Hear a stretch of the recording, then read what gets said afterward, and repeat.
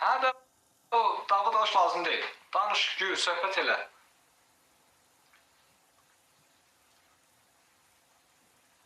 Hə, maşallah Emil çox mədəni uşaqdır da yəni. Mən bir dəfə olsun Emilin burada söyüşlü mesajını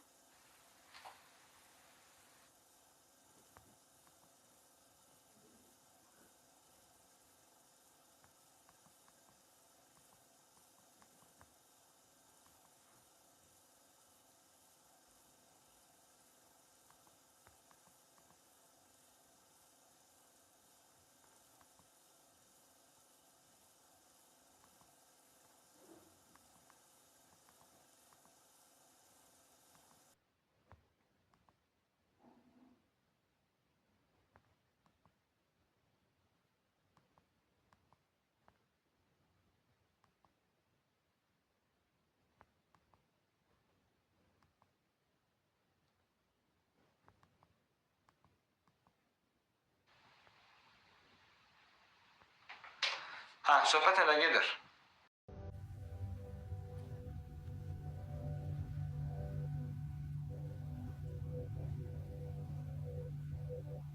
Ne bu alınmır. Yəni canlı yayılması, əgər canlı yayımçı deyilsənsə öz evin öz evində olmalıdır, şəxsi. Başqa cür alınmır qardaş. Öz şəxsi evin olmalıdır, öz şəxsi evini almalısan. Sonra videonu çəkməlisən. Canlı yayım eləməlisən. Montajın rahat, istədiyin vaxt durursan, istədiyin vaxt yatırsan. Ne bu alınmır.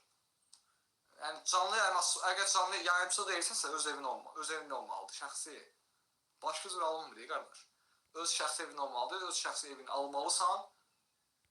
Sonra videonu çəkməlisən. Canlı yayım eləməlisən.